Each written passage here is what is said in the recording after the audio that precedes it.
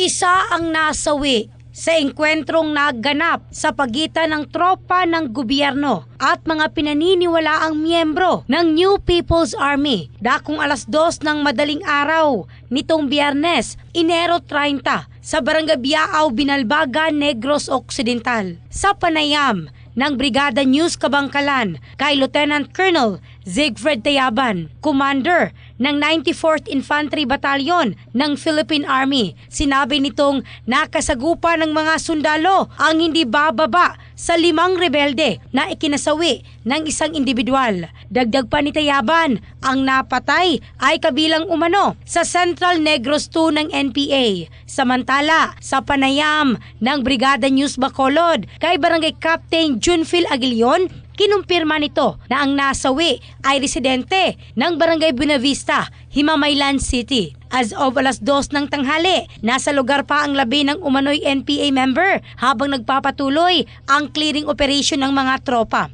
Bilang pag-iingat, pansamantala ring sinuspindi ni Aguilion ang klase sa lahat ng antas ng paaralan sa kanyang area of responsibility upang matiyak ang kaligtasan ng mga mag-aaral at guro. In the heart of changing lives, ako si Michelle Craste ng Brigada News Philippines, the Music and News Authority.